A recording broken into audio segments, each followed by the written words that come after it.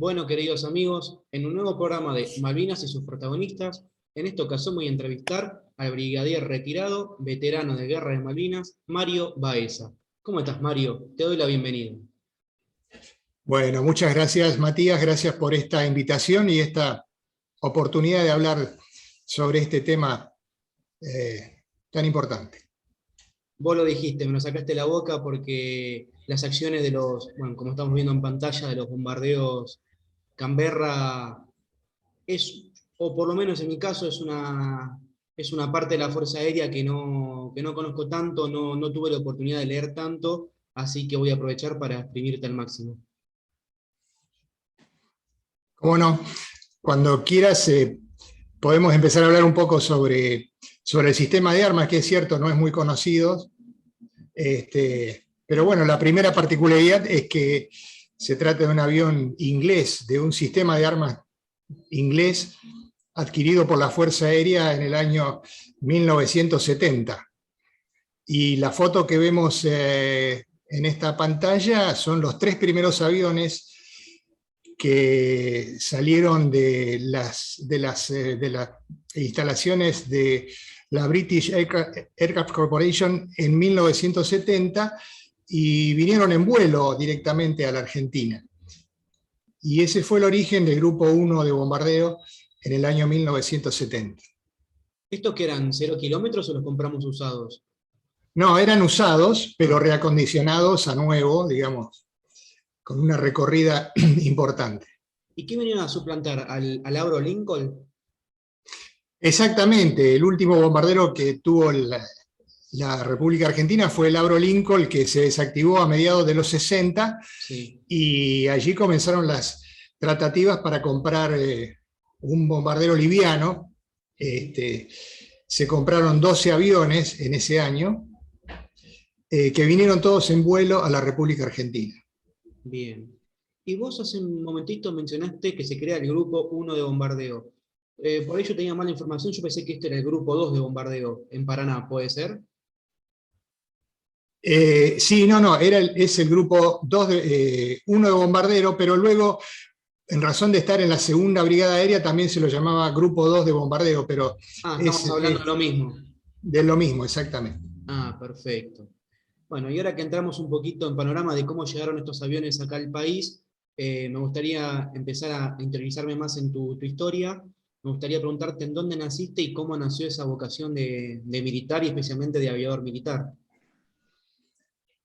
Bueno, yo nací aquí en la capital federal, pero de muy chico me fui a vivir a Mendoza, y bueno, no vivía en la ciudad de Mendoza, sino en una pequeña localidad que está a 50 kilómetros al este de Mendoza, y da la casualidad que era un sector de vuelo de los aviones de la Cuarta Brigada Aérea. Así que desde mi casa veía continuamente la evolución de los aviones. En esa época eran los aviones Sabre, los Morad Saunier, y allí me empecé a interesar por la Fuerza Aérea, y cuando hice mi escuela secundaria también hice un curso de observador meteorologista, pero también con la intención de poder tener acceso a la brigada y empezar a conocer un poco del mundo de la aviación. Sí. Y bueno, a partir de ahí ya tomé la decisión al terminar el secundario, de ingresar a la Escuela de Aviación Militar. ¿Y en qué año ingresaste? Ingresé en el año 1972, egresé en el año 1975, y luego lleva un año el curso de aviador militar, un año más, en el año 77 es el curso de estandarización de procedimientos para el combate, y ya en el año 1978 llegué a la segunda brigada aérea, el lugar donde están los aviones Canberra. O sea que los agarraste prácticamente recién llegados al país. Sí, por lo menos había una dotación casi completa, y sí, eran los años en que volábamos muchísimas horas de vuelo y estaban en inmejorables condiciones. Perfecto. Y estamos hablando del 78, entonces ¿qué te toca? ¿La movilización del Beagle? Sí, pero en ese año yo empecé a volar el avión Guaraní, que era dotación de la Segunda Brigada Aérea, un avión fotográfico. Sí. Porque se trataba de que los pilotos tuvieran experiencia previa en aviones bimotores, sobre todo en aviones como el Guaraní, donde se podía simular mucho la emergencia asimétrica, que era importante para poder acceder luego a volar en el avión Canberra. Así que de hecho empecé a volar el avión Canberra en el año 1980. Bien. ¿Y qué grado tenías en ese año? Era teniente y bueno, fueron años de mucha actividad aérea, muchos operativos, de continuo adiestramiento. Y bueno, como decís vos, fueron los años previos, ¿no es cierto?, también al conflicto con Chile. Así que. Entiendo. Y vos, ya empezando a volar lo que es el Canberra, si lo tenés que describir como avión, ¿cómo es el Canberra en sí? Es un avión, digamos, fuera de los estándares comunes, porque tiene algunas particularidades. Digamos, la cabina es muy estrecha, es muy antigua, digamos, no es muy cómoda al principio, hasta que uno se encuentra cómodo. Y bueno, como todo avión inglés, es muy rústico, pero muy confiable, sobre todo los motores. Pero es un avión pesado, digamos, que al principio cuesta adaptarse, digamos, al sistema de comandos, ¿no es cierto? Y a un avión que es bastante, digamos, pesado, como un avión de bombardero, ¿no? Entiendo. ¿Y la tripulación del Canberra cómo está formada? Está formado por un piloto, navegador y bombardero. Si me pones en la que sigue, Sí.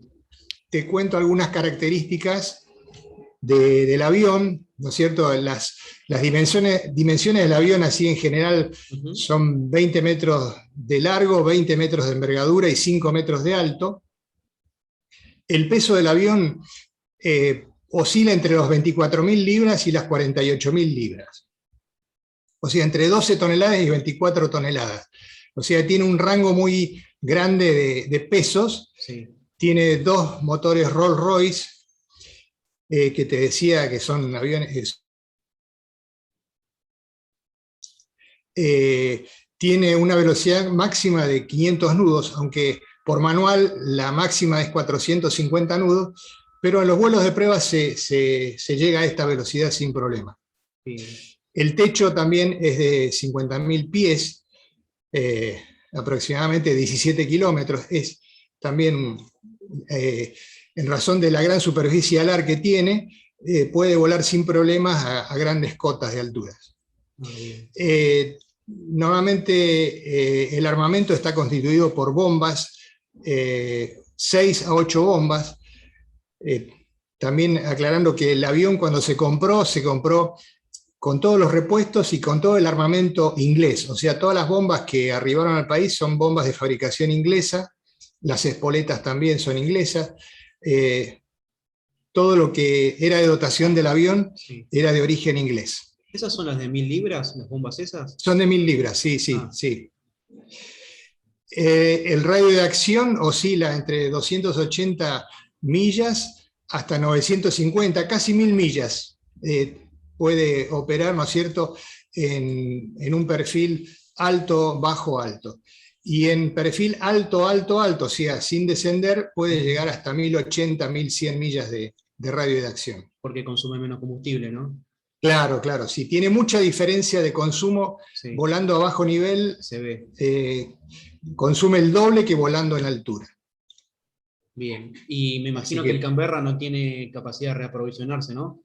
¿En vuelo? No tiene capacidad de reaprovisionarse. Tiene, sí, un tanque auxiliar de combustible que le ocupa todo el portabombas. En el siguiente cuadro podemos ver un poco las vistas del avión. Sí. Y en el fuselaje principal, la mitad superior del fuselaje está ocupada por tanques de combustible.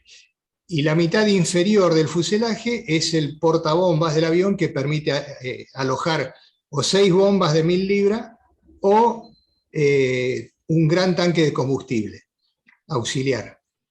o la mitad, puede llevar un tanque auxiliar que ocupa la mitad del portabombas y 3 bombas de 1000 libras.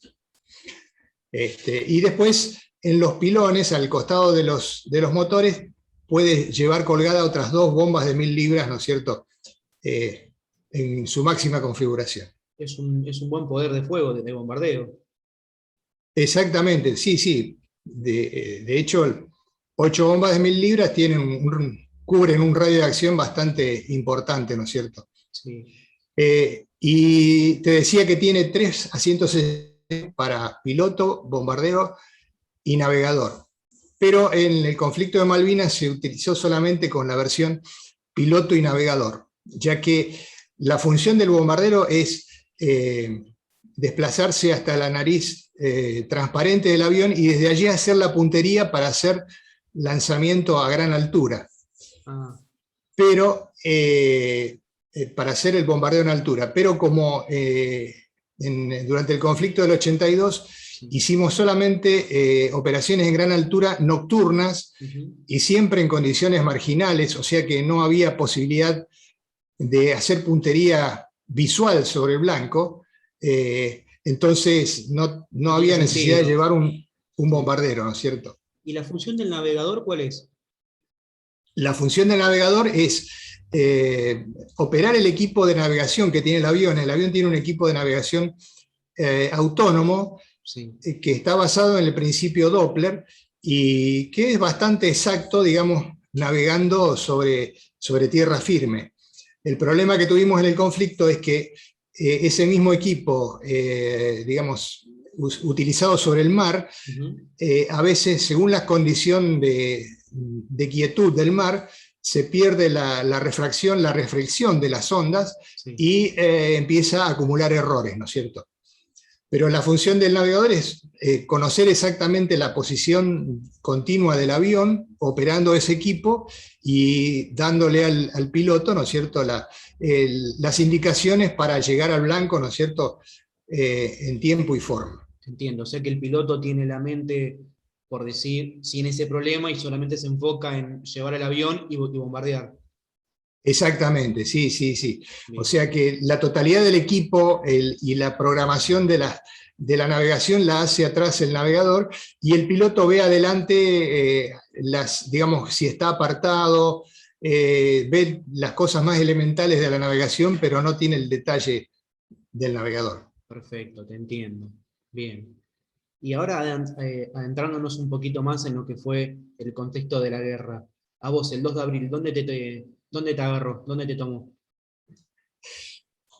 El 2 de abril, mientras íbamos a tomar servicio en la brigada muy temprano a la mañana, un grupo de oficiales pusimos la radio en el auto y en ese momento nos enteramos de que habíamos recuperado nuestras Islas Malvinas. O sea, me enteré por la radio, nos enteramos en ese momento, y bueno, cuando llegamos a la brigada nos dimos cuenta que tampoco nuestro jefe ni nadie sabía con anticipación nada de esto, porque en ese momento teníamos prácticamente la mitad de nuestros aviones estaban en inspección, estaban totalmente desarmados, y hubo que hacer un trabajo muy, muy intenso para poner en servicio los aviones y para poder desplegar, porque realmente no hubo ningún preaviso, o sea, realmente no había ninguna preparación previa. Entiendo. Fue una sorpresa. Total, sí. Total, y bueno, los primeros aviones lograron desplegar el 10 de abril, yo recién desplegué el 16 porque tenía que hacer los vuelos de prueba de los aviones que se iban poniendo en servicio, y así que recién alrededor del 20 teníamos todos los aviones desplegados. 2 preguntas. ¿Cuántos aviones desplegaron en total y a qué base se dirigieron? Desplegamos 9 aviones en total. Sí. 7 aviones monoplaza y 2 aviones doble comando que también se podían utilizar en función de operativa. Desplegamos hacia la base aeronaval Trelew, Almirante Sar en Trelew, sí, y casi todo el tiempo se operó desde ese lugar a otras bases de despliegue. En algún momento tuvimos que hacer un redespliegue a Mar del Plata para hacer alguna operación en búsqueda de aviones, de buques logísticos en el Atlántico. Y ya a partir de fines de mayo tuvimos que hacer otro redespliegue hacia la base de Río Gallegos, porque a medida que se fueron acabando los tanques eyectables de puntera, hubo que acercarse más para poder hacer operaciones sobre las islas. Ah, porque no tenían esos tanques así como de repuesto. Claro, teníamos, desde Trelew podíamos llegar sin problemas hacia las islas usando los tanques de puntera. Sí. El problema es que esos tanques de puntera solamente se pueden utilizar hasta 365 nudos de velocidad. Al superar esa velocidad había que eyectarlos. Y en muchos de los escapes de los ataques se fueron eyectando los tanques y nos fuimos quedando sin tanques. Te entiendo. Entonces, por eso, ahora entiendo, necesitaban estar en una base que esté a menos distancia. Exactamente, por eso al final todas las operaciones se hicieron desde Río Gallegos. Perfecto, perfecto. En la próxima podés ver, digamos, una foto del avión completo con los tanques de puntera. Sí. Y bueno, a partir de la llegada a la base de Trelew, que era la totalidad de los aviones, los 9 aviones, 20 pilotos, 21 navegadores, y bueno, todo un grupo muy grande de mecánicos y armeros comenzó el acondicionamiento de la base, porque no había hangares donde guardar los aviones, había que dispersarlos en algunos sectores de la pista donde eran menos vulnerables, ¿cierto? Ah, bien. ¿Ustedes compartían la base con otro tipo de sistema de armas? Era una base de la Armada Argentina, pero en ese momento se habían desplegado los aviones de ellos, solamente quedaban algunos aviones Pilatus Porter, aviones muy pequeños, así que era prácticamente... espacio ustedes para poder asentarse bien. Sí, nos cedieron las instalaciones, alojamiento en el casino, y nos dieron... En la próxima podés ver, bueno, lo que era el apoyo técnico y todo lo que eran el armamento y todo, estaba al aire libre en esos carros de bomba que ves en ese lugar, y los aviones también dispersados en el terreno. Sí, se ven ahí en el fondo, bien. Y lo que se ve atrás son los hangares, ¿no? Y no, en la que sigue vas a ver, hay un solo hangar en la base Almirante Sar. Ese es el único hangar donde podíamos llevar un avión para hacer alguna reparación mayor, pero en general estaban al aire libre, digamos. Perfecto. ¿Y quién estaba a cargo de todos ustedes ahí en Trelew? Bueno, había un jefe de la base, ¿no es cierto?, que era al principio el vicecomodoro Giral, que había volado el avión y que había sido anteriormente jefe de escuadrón, y él se ocupaba de todas las cuestiones logísticas, digamos. Lo más importante es, para que el sistema funcione, es tener preparada toda la logística, ¿no es cierto?, ya sea de combustible, de carros de puesta en marcha, de dispersar y tener en lugares seguros el armamento. El trabajo de logístico es muy importante, ¿no es cierto? Entiendo. Y hasta las cosas más que parecen más sencillas, ¿no es cierto?, cuando uno despliega, está lejos de la base, cuesta conseguirlas, ¿no es cierto? Más todavía, sí, te entiendo. Claro. Te hago una pregunta. ¿Qué edad tenías en ese momento? 28 años. 28 años. Bien. Sí. Bien. Porque me imagino que en un conjunto tan grande de personal, había de los más chicos hasta los más grandes, o sea, no había mucha diferencia de edad, ¿no? No, en general había desde 20 años hasta 40 más o menos, era lo máximo. Pero se conocían entre todos. Nos conocíamos y ya te digo, el año anterior habíamos volado muchísimas cantidades de horas, de tal forma que teníamos un adiestramiento inmejorable. Más o menos recordás que... Pero lo mismo, nuestro problema era que no habíamos volado sobre mar, y entonces esos primeros días de despliegue nos dio la oportunidad de hacer vuelos hacia las Islas Malvinas y poder ver, aunque sea brevemente, ¿no es cierto?, la geografía de las islas, ¿no? Entiendo. Y también probar el equipo volando sobre mar, Algo como me dijiste vos, totalmente nuevo para ustedes. totalmente nuevo, sí. Una pregunta. Ustedes, ya que la tripulación era piloto y navegador, ¿se mantenían siempre las mismas tripulaciones o iban rotando?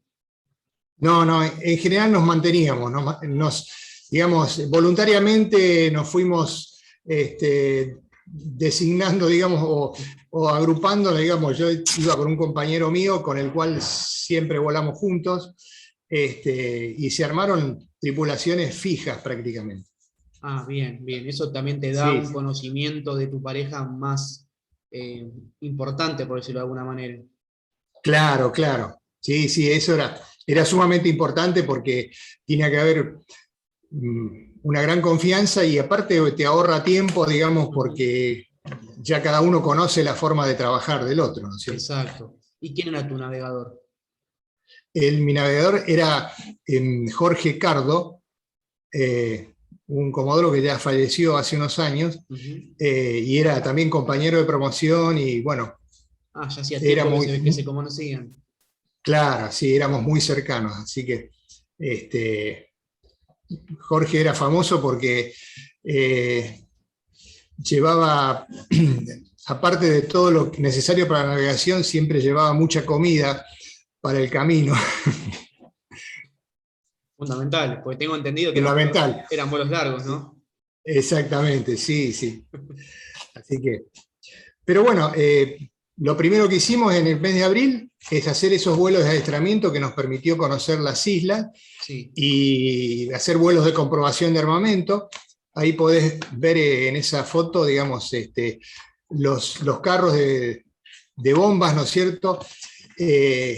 Y algo que parece, digamos, tan sencillo como poner las bombas dentro del portabomba, Sí. estando en una base así alejada, es una tarea difícil porque hay que levantar los dos planos del avión sobre gatos para permitir que ese carro ingrese por debajo del avión.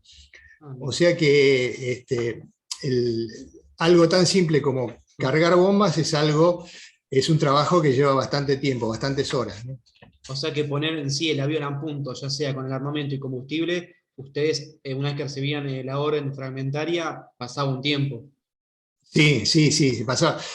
Se trataba de tenerlos más o menos, viste, configurados, Sí, con anterioridad, pero a veces a último momento había que subir o bajar bombas, ¿no es cierto?, y poner más ujú, combustible. entiendo. Pero bueno, eso fue lo principal. La otra actividad que hicimos en estos días, 21, 22, 23 de abril, nos Sí. ordenaron hacer fotografía aérea en la zona del Estrecho de San Carlos, usando una cámara, una vieja cámara que tiene el avión en la parte delantera. ¿Ya, Es una ya cámara que es en blanco y incorporada? negro. ¿Cómo? ¿Ya incorporada venía? Estaba incorporada en el Ah, avión, sí. ah, Es bien. una cámara, si bien es blanco y negro, pero te permite hacer fotografías oblicuas a bajo nivel, a 200 metros de altura más o menos. Sí, Y allí hicimos, esa es una foto, la primero que ves, una foto cerca del Estrecho San Carlos, eh, y la instrucción era hacer reconocimiento de costas, sacar fotos a las costas para evaluar los posibles lugares de desembarco. entiendo. Y por lo Así que se ve, que tiene una buena definición. sí, sí, la foto es vieja, Ujú. pero para los fines de ese momento tenía mucha utilidad. Así que hicimos en esos 3 días muchas fotos de todas las costas del Estrecho de San Carlos, de la zona norte de las islas, de la isla Soledad y la Gran Sí. Malvina, y de todas las islas pequeñas que lo circundan. ¿Vos Este, específicamente recordás alguna anécdota de alguna de estas misiones de este tipo? sí, bueno, a mí me tocó ir el día 23, y bueno, lo que me llamó la atención, si ves en la foto siguiente, eh, lo que me llamó la atención es que volando sobre las islas, Ujú. y volando bastante, no vimos una sola persona. Si vos ves en la foto, alrededor de las estancias inglesas, Sí. no había una sola persona, o sea, se cuidaban, o no sé por qué razón nunca No apareció salí. en la foto ninguna persona. Bueno, y también nos permitió ver un poco el despliegue de las tropas argentinas en ese momento, ¿no es cierto? Y fue la única oportunidad también de ver de día las islas y visualizar dónde estaban las elevaciones, porque después siempre fuimos de noche, así que esto nos sirvió mucho también. Bien. Y la primera operación que realizó el Escuadrón Canberra fue el día 26 de abril. Ustedes recordarán que el día 3 de abril, el 2 de abril se tomaron las Islas Malvinas, el día 3 de abril se tomaron las Islas Georgias, y la Fuerza de Tareas Inglesas, que se movió desde Ascensión, antes de ir a tomar las Islas Malvinas, se dirigió a tratar de reconquistar las Islas Georgias del sur. Sí. Así que el día 24 de abril ya empezaron los preparativos, y el día 25 de abril se produjo el ataque inglés a las Islas Georgias. Nosotros hicimos una misión el día 26 de abril tratando de llegar a la bahía de Cumberland, a Great Beacon, y nuestro objetivo era atacar al buque Endurance y a las fragatas que estaban con ese buque.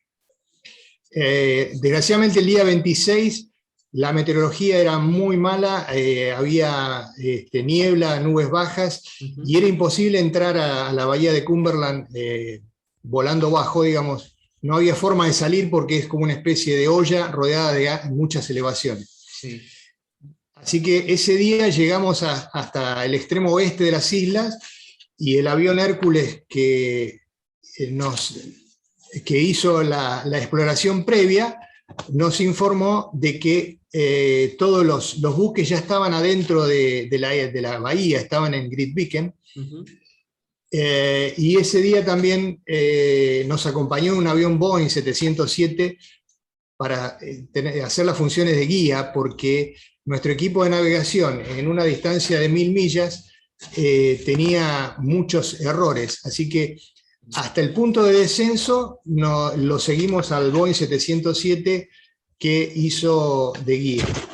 Y después del descenso seguíamos en forma individual, pero bueno, el primer día, el 26 de abril, no pudimos llegar por la meteorología, y el día 27 de abril, cuando estábamos prácticamente despegando, nos ordenan cancelar la misión, y bueno, después nos enteramos que ya el día 25 de abril se había rendido la guarnición de Georgias, Sí. Con lo cual fue una desinteligencia o una falta de coordinación, digamos, entre las fuerzas. Pero bueno, fue una forma de poner a prueba, digamos, la operatividad y el uso del avión en máxima configuración, porque íbamos solamente con 2 bombas de 1000 libras y el resto del avión era combustible. Para poder llegar a tanta distancia, te entiendo. Exactamente. ¿Te acordás Así que bueno. las 3 tripulaciones de esos aviones? ¿Las tripulaciones? Sí. Sí, el guía era el mayor Vivas, que era el jefe de escuadrón, con el mayor Escudero. El número 2 era navegador Jorge Cardo, y yo era el piloto, y el número 3 era el primer teniente Sproviero y el primer teniente Moreno. Bien. Así. Ese era. Bien, así los mencionamos, bien. Entonces, una vez que le cancelan la misión y vuelven a Río Grande, ¿también vuelven o vuelven para Trelew?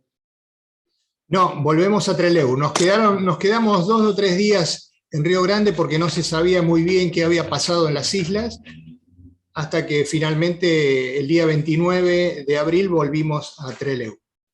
Bien. De tal forma que el 1 de mayo nos sorprendió, estábamos todos en Trelew. ¿Y cómo recibieron ustedes el primer ataque inglés? Bueno, el 1 de mayo, alrededor de las 5 de la mañana, nos despertaron a todos, porque se supo en ese momento del ataque inglés de un avión Vulcan a a Puerto Argentino. Así que ese día fue un día de mucha actividad. Ya a las 8 de la mañana las primeras tripulaciones estuvimos en los aviones listos para salir, para atacar objetivos, digamos, los buques que estaban frente a Puerto Argentino. Lo que recuerdo fue, bueno, que ese día fue una alerta así que hizo que todos nos dirigiéramos rápido a los aviones. Sí. Desde muy temprano estuvimos sentados las primeras escuadrillas listos para salir, y por alguna razón que no conocemos se demoró mucho, nunca nos ordenaron salir, digamos, recién la orden de despegar llegó a las 15 horas, de tal forma que las primeras escuadrillas que estuvimos desde las 8 de la mañana hasta el mediodía, nos habían hecho bajar de los aviones porque, digamos, estar atados en los aviones, digamos, estar listos para salir, con el asiento, atados al asiento eyectable, no era muy cómodo, que digamos. Así que las primeras escuadrillas que íbamos a salir, no salimos, y recién la segunda escuadrilla que se instalaron en los aviones a las 14 horas, salieron a las 15. Y el problema que hubo con estas primeras escuadrillas es que no había información de inteligencia, y si vas a la siguiente imagen, bueno, no, esto era algo que pasó entre medio del 1 de mayo y del 26 de abril.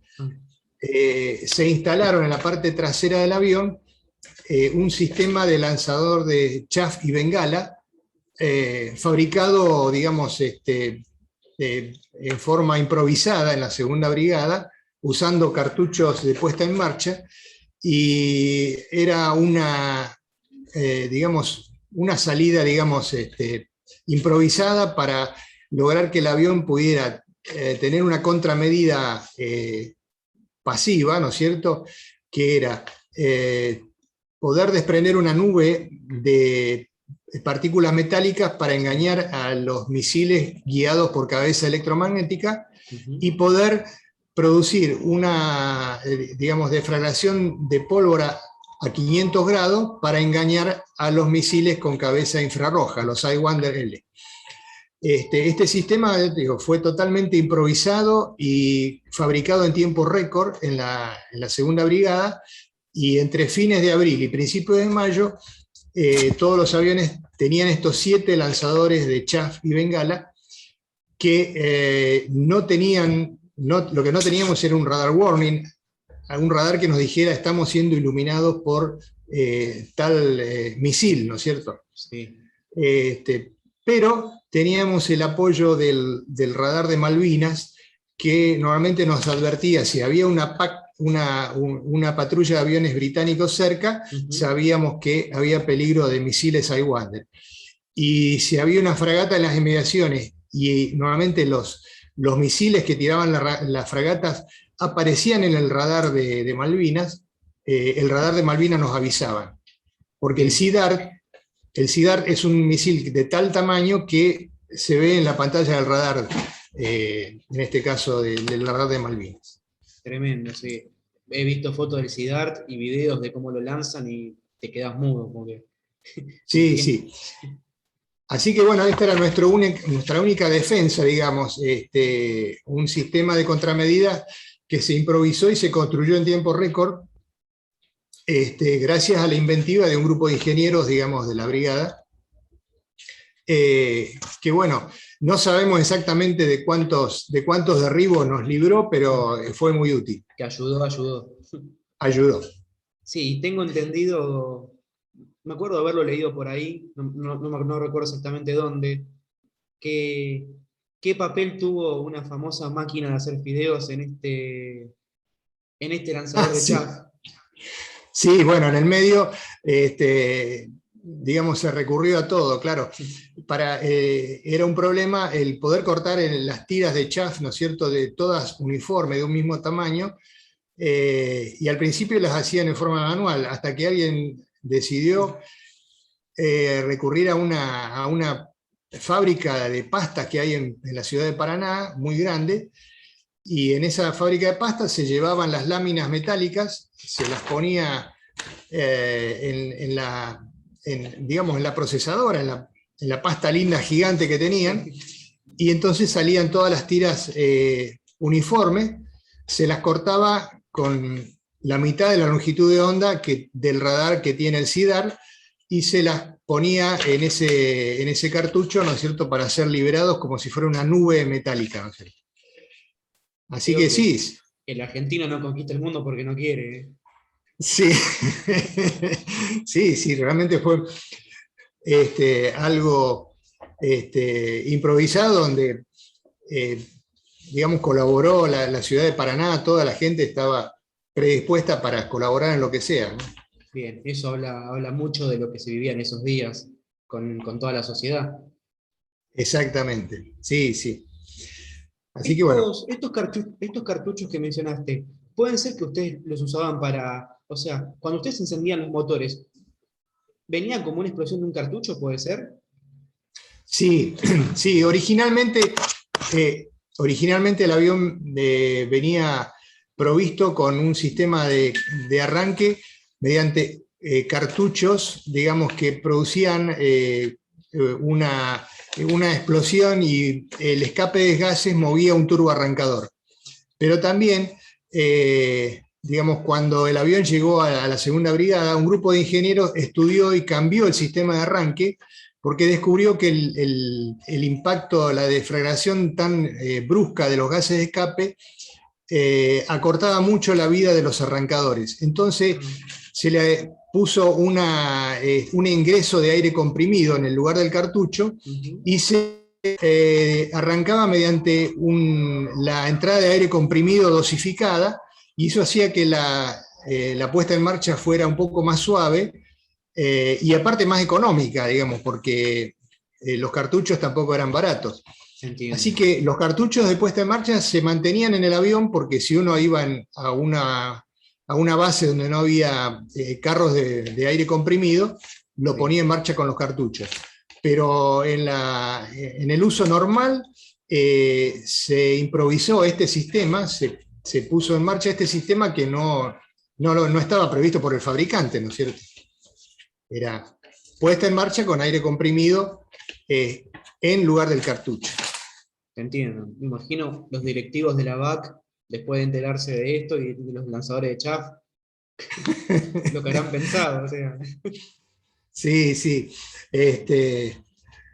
Pero bueno, como dato anecdótico también, el día 2 de abril, cuando se produce la toma de Malvinas, en ese momento estaba digamos, en el Reino Unido una comitiva de la Segunda Brigada Aérea, a cargo del vicecomodoro Llabrés, con un grupo de técnicos, de civiles, porque había una propuesta del Reino Unido para, digamos, vender 2 aviones más y hacer un reacondicionamiento del resto de los aviones.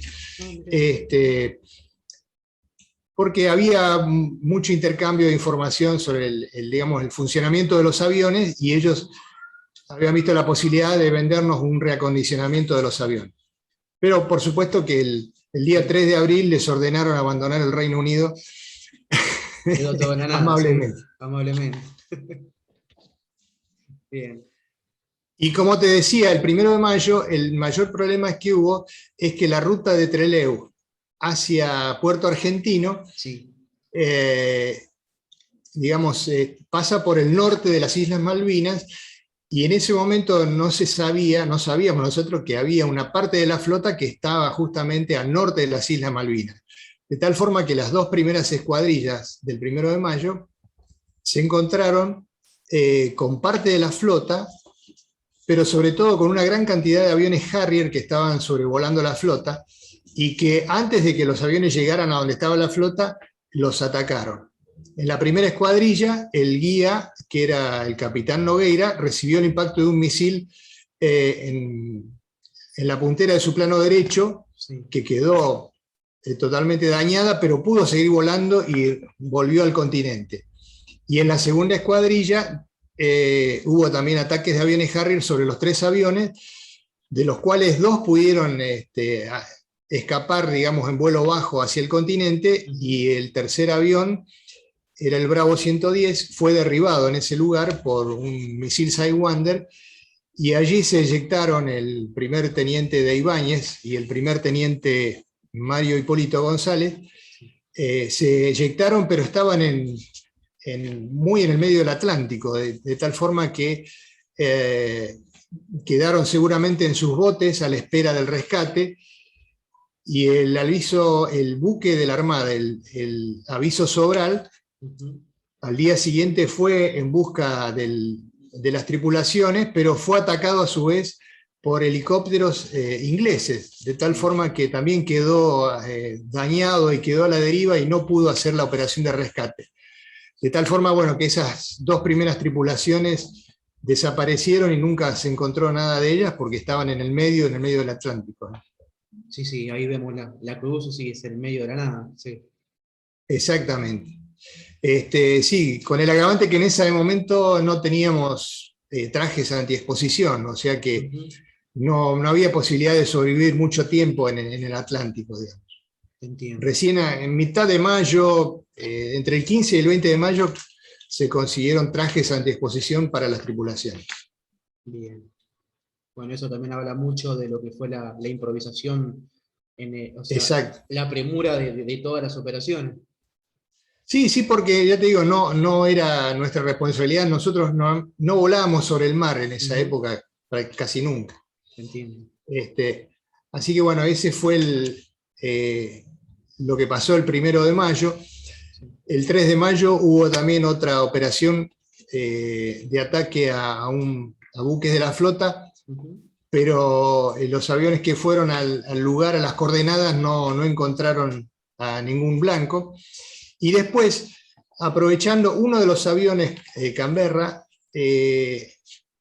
antes del inicio de las operaciones se le había instalado un radar meteorológico, pero que tenía buenas prestaciones y servía para hacer búsqueda radar, ¿no es cierto?, y poder detectar un blanco sobre el mar.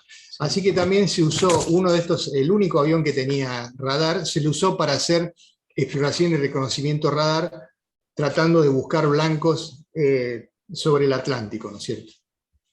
Bien. Esto se hacía casi todos los días y bueno, no encontraron ningún blanco, digamos, pero estuvieron presentes haciendo exploración todo el tiempo. Perfecto. Bien.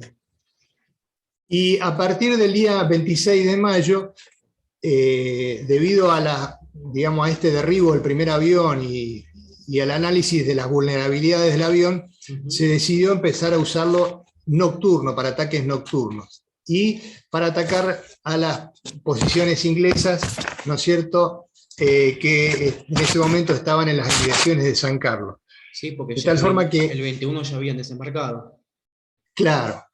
Así que recién el 26 comenzaron estos ataques a baja altura, nocturnos, guiados un poco por el radar y otro poco por el sistema Doppler, y si bien no eran de total precisión, ¿no es cierto?, porque dependía de la meteorología, la mayoría de las veces las condiciones eran muy malas, pero se hicieron ataques a baja altura en la zona de San Carlos, luego cerca de Darwin, luego hacia el Monte Kent, ¿no es cierto?, fueron moviéndose los blancos a medida que las tropas inglesas se movían hacia Puerto Argentino.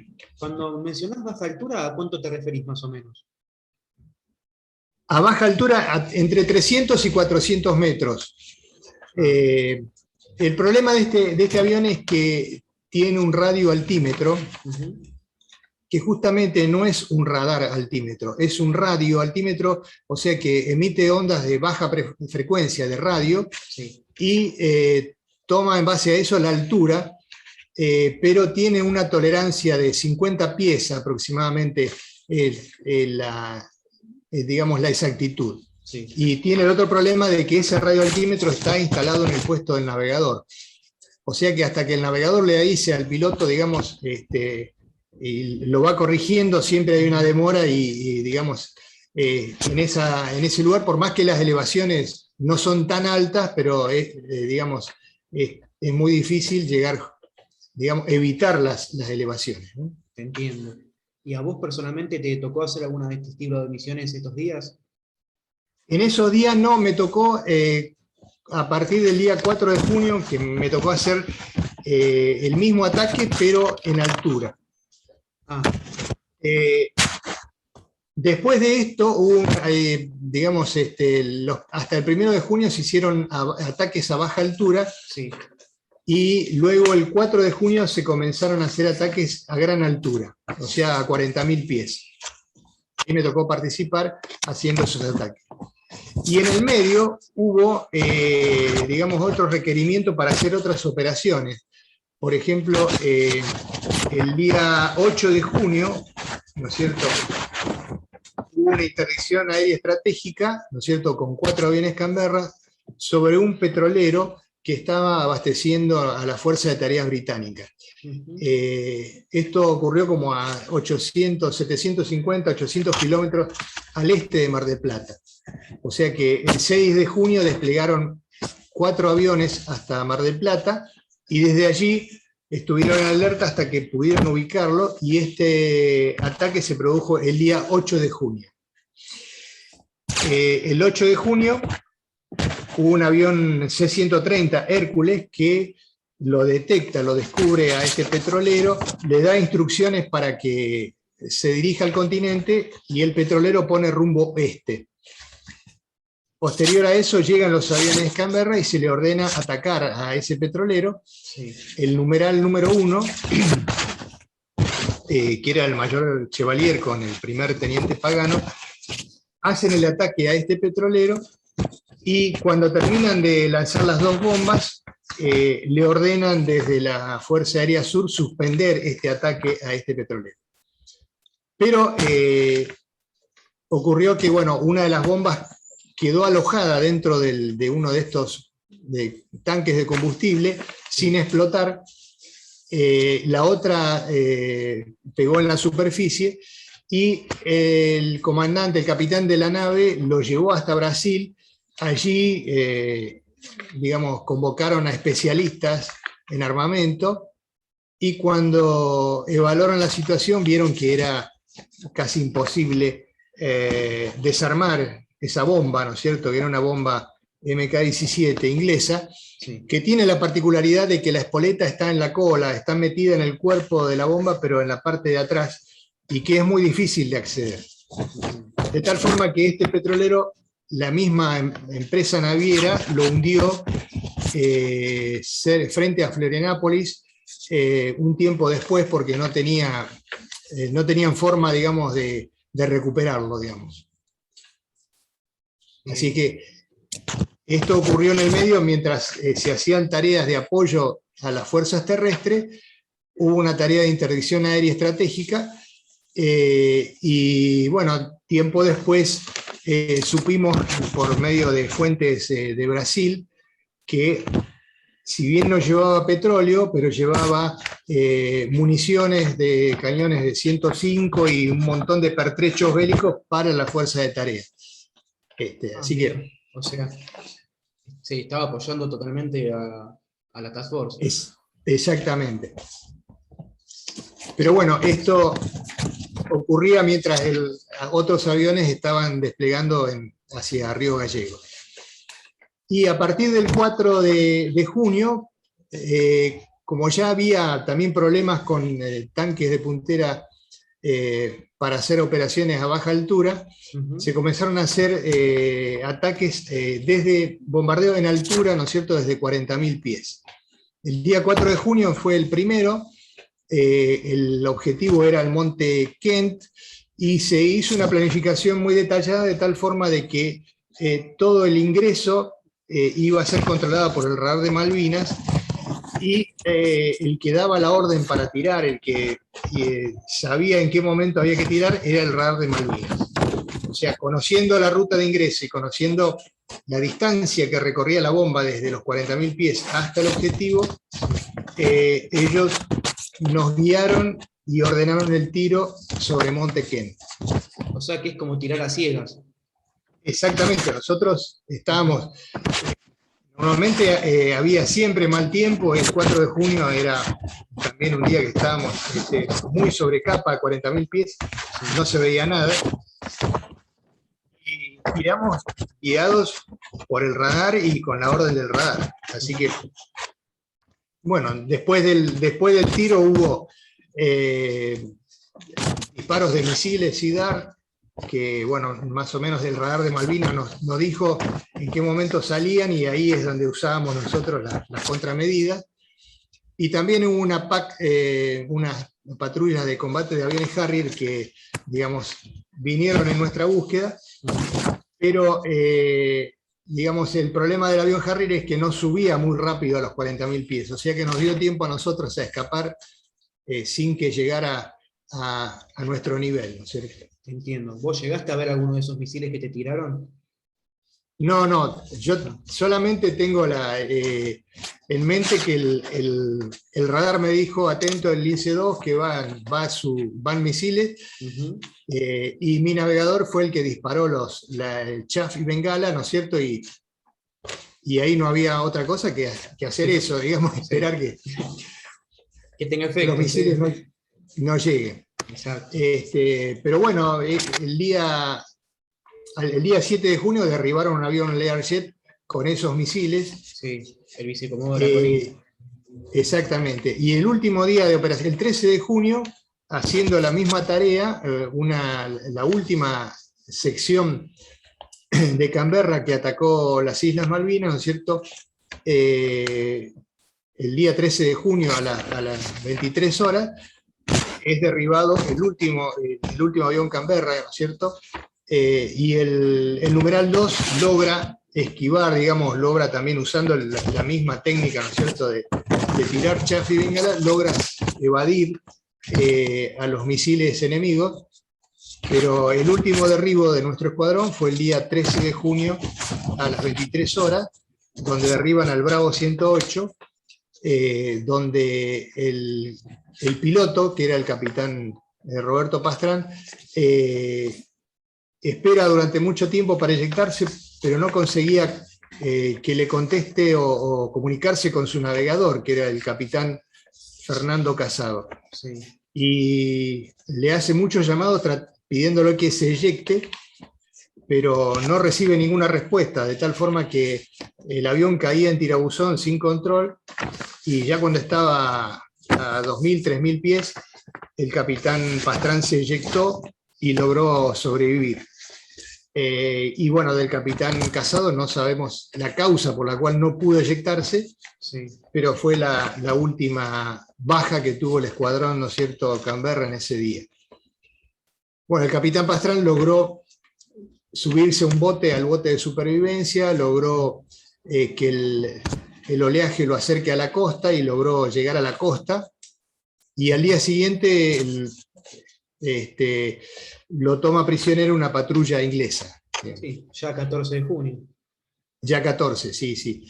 La noche del 13, él lo que recuerda es que para evitar, digamos, morirse de frío, decide caminar todo el tiempo. Camina toda la noche porque sabía que si se quedaba quieto y se dormía, no iba a sobrevivir, ¿no es cierto? Mirá. Sí, y el otro día cayó prisionero. Sí, aparte me imagino después del shock de que te impacten, intentar comunicarte con tu compañero, que no te responde, la eyección, estar mojado, y encima después te toman prisionero, no habrá sido nada lindo, la verdad. Así que bueno, tuvimos un derribo el día 1 de mayo y el otro derribo el día 13 de junio, y bueno, fue el último avión de combate que aterrizó en Río Gallegos, el Canberra, que logró sobrevivir al ataque, ¿no es cierto? Y ustedes internamente, como grupo humano, ¿cómo vivieron estas bajas? Y sobre todo la primera fue muy dura, porque el 1 de mayo, cuando, no solamente cuando no volvió ese avión, sino cuando tuvimos que ir a las habitaciones y ver las cosas personales de nuestros compañeros, ¿no es cierto? Y allí nos dimos cuenta de que esto era una realidad, digamos, que digamos que podía tocar en cualquier momento, así que fue muy duro, sobre todo el 1 de mayo, ¿no? El hecho de no recibir un avión bueno, por más que teníamos muchas expectativas en que los rescaten, digamos, después cuando supimos que el aviso Sobral no llegaba, realmente fue muy, muy triste y muy, muy doloroso, ¿no? Pero ese fue el día en que tomamos conciencia. Conciencia. Sí, sí. Entiendo. Y después a ustedes el 14 de junio, entonces, ¿cómo reciben la noticia del cese del fuego? Y la recibimos también con mucha sorpresa porque yo en ese momento estaba en Río Gallegos y de repente había, a pesar del derribo del día 13, el día 14 en el escuadrón reciben órdenes de volver a configurar los aviones con bombas, pero por otro lado nos llegaban las noticias de que ya había una rendición, así que estuvimos varias horas sin saber bien lo que pasaba, ¿no? Y bueno, no, cuando se confirmó esto era una noticia muy triste porque veíamos que esto no, digamos, iba a ser una rendición muy, muy dura, ¿no es cierto? Y que realmente no, imposible de revertir, ¿no? A pesar de que nosotros teníamos una cantidad de aviones donde podíamos todavía continuar, ¿no es cierto? Entiendo, sí.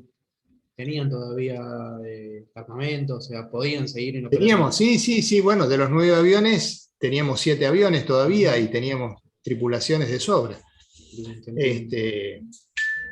Así que fue una realidad dura, fue así como fue la sorpresa del 2 de abril, esto también fue una sorpresa, porque desconocíamos que era tan, digamos, tan mala la situación digamos, en las islas, ¿no? Te entiendo, sí, sí.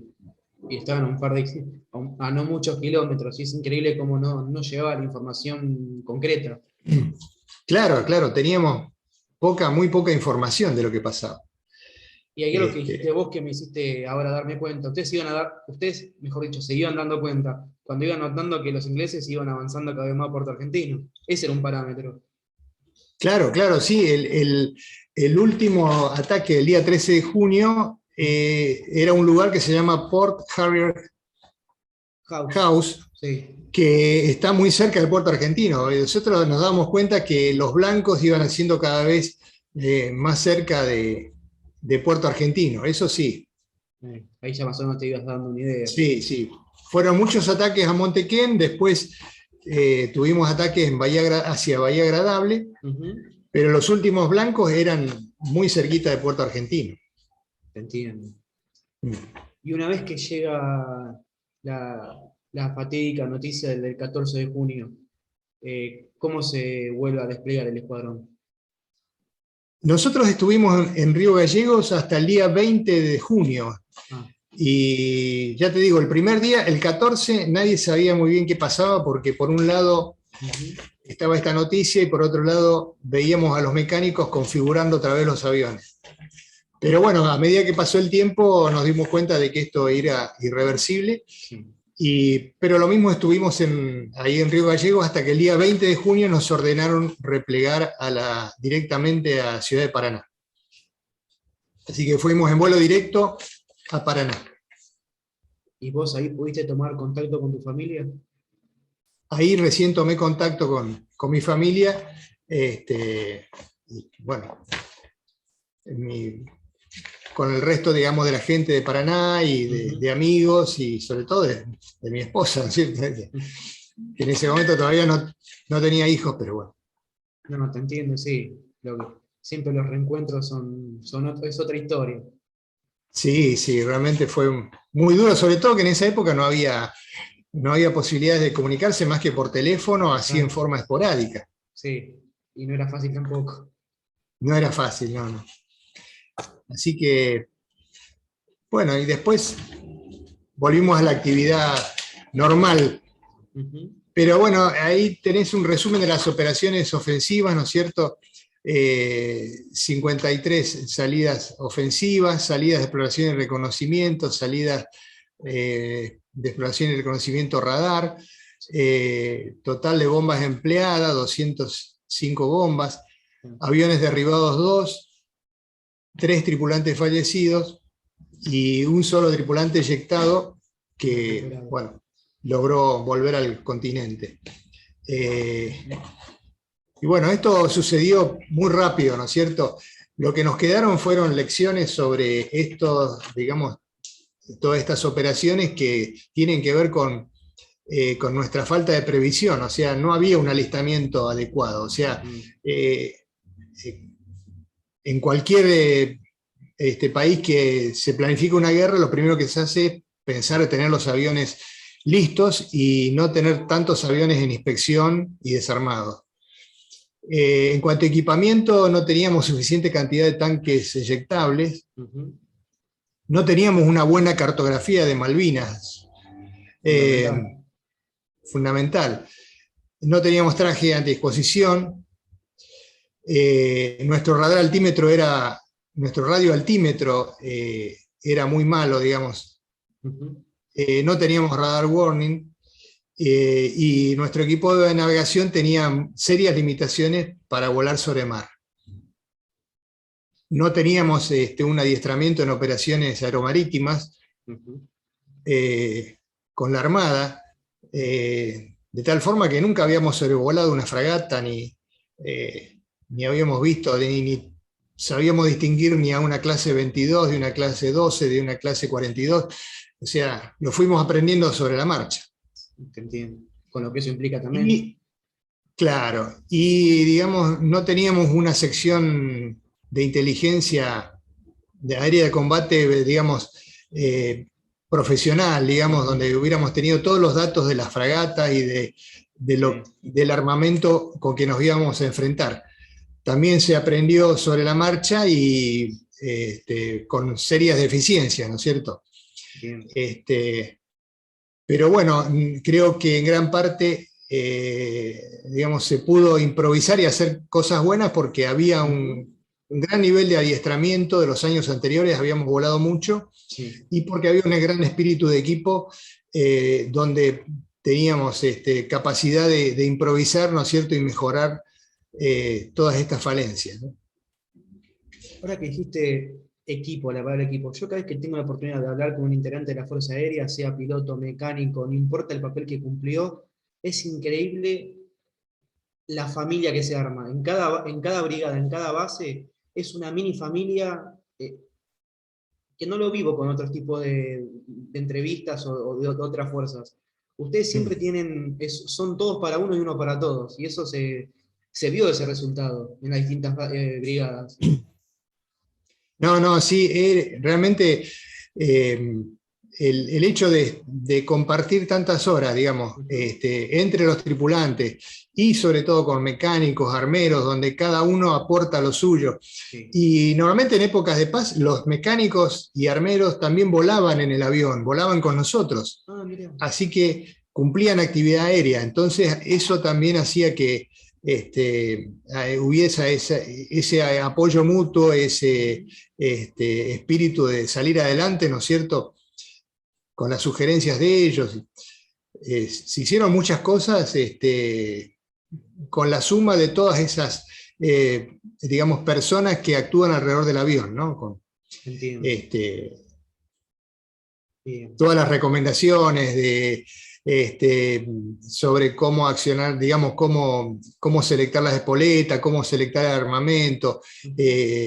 Hasta último momento nos hacían acordar de cosas, digamos, para que no fallaran las cosas, ¿no? ¿No? Y se mantuvo siempre, y bueno, hasta el día que el avión dejó de volar en el año 2000, el grupo humano se mantuvo. Y al día de hoy tenemos comunicaciones entre todo el grupo de tripulantes, ¿no es cierto?, en forma, digamos, diaria, ¿no? Sí, o sea, faltan los aviones, pero se sigue manteniendo el grupo. Exactamente, sí, sí. Bueno, de los aviones, habrás podido ver ahí que tenemos aviones en distintos lugares. En la Escuela de Suboficiales de la Fuerza Aérea en Córdoba, sí, allí tenemos el Bravo 101, que fue trasladado a ese lugar donde los digamos, donde los aspirantes hacen trabajo de aprendizaje sobre los aviones, y este avión particularmente está mantenido en condiciones impecables. Tiene todo el equipamiento original, ¿no es cierto? Y continuamente están trabajando sobre este avión para tenerlo en las mejores condiciones. Y si ustedes pueden ver, en el timón de dirección van a ver una franja amarilla que era el distintivo de los aviones de esa época.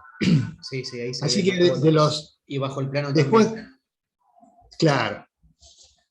En ese mismo lugar tienen Pucará, tienen A4B en muy buenas condiciones.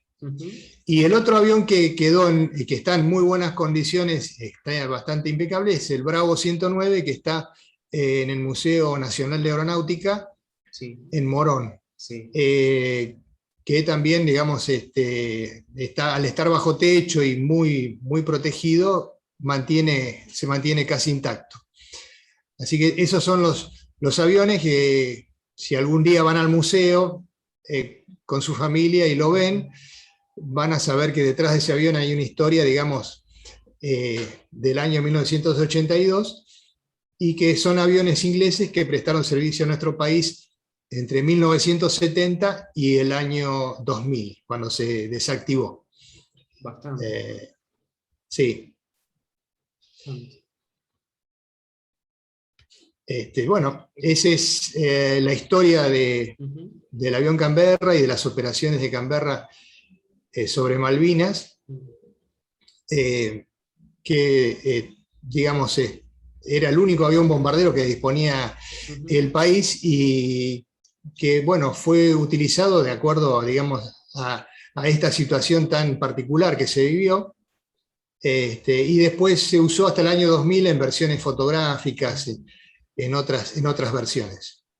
Y te quería comentar que, porque yo también me gusta, para informarme también de la otra campana, leo a veces bibliografía británica, y hay un libro de un integrante no me acuerdo si era del Para 2 o del Para 3, que estaban en el Monte Kent en una situación, y decían que los Canberra les producían mucho dolor de cabeza, porque ellos no estaban acostumbrados a que se hace bombardeado de noche. Ellos pensaban que cuando llegaba la noche, la aviación argentina dejaba de actuar, y llegaban ustedes y los sorprendían con el bombardeo nocturno. Sí, sí, fue un dolor de cabeza para ellos, porque fue el único sistema que operó de noche, y les traía justamente la preocupación de que ellos no sabían qué sistema de puntería usábamos nosotros, cómo ubicamos. En realidad fue algo que también se decidió sobre la marcha, ¿no es cierto?, usando el radar, que tenía, digamos, muy buena definición de dónde estaban los blancos ingleses, y bueno, fue por lo menos un aporte, digamos, importante a la batalla, sobre todo a la noche. Totalmente.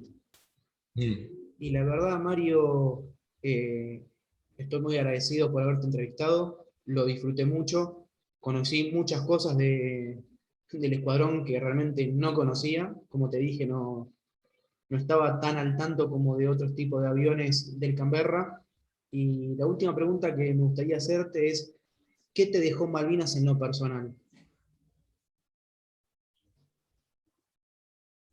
Bueno, en lo personal me dejó, digamos, la enseñanza de que realmente toda la inversión que hizo la Fuerza Aérea en la formación de las personas, de las tripulaciones de ese momento, que por algún momento parecía una formación muy dura, tenían un objetivo y tenían una utilidad, y realmente nos dimos cuenta de que gracias a digamos, a esa preparación previa, pudimos, digamos, hacer una tarea, digamos, de acuerdo a lo que esperaba, creo que la gente, ¿no es cierto?, la nación entera.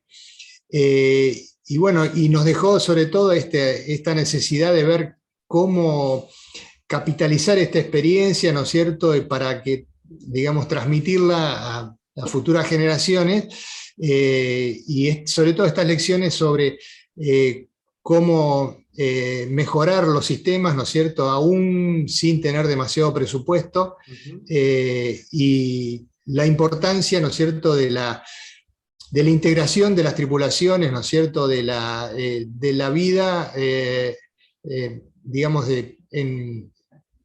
en una unidad, ¿no es cierto?, con un buen espíritu de equipo, ¿no es cierto? Yo creo que eso es fundamental, así como en cualquier empresa, el grupo humano, la relación entre el grupo humano es fundamental para el éxito. En las operaciones aéreas también. O sea, esto fue, creo que, algo que nos marcó y nos convenció de que realmente invertir en el recurso humano y lograr una cohesión de todo el grupo fue algo importante. Perfecto, Mario, lo dejaste muy, muy en claro. La verdad espero que te hayas sentido a gusto. Por mi lado fue así y agradecido como siempre. Bueno, gracias, muchas gracias, Matías, y quedo a tu disposición por cualquier otra duda o pregunta que pudiera surgir. Dale, bueno, te agradezco mucho y te mando un fuerte abrazo y estamos en contacto. Un fuerte abrazo, Matías. Muchísimas gracias. Chao, gracias. Chau, chau.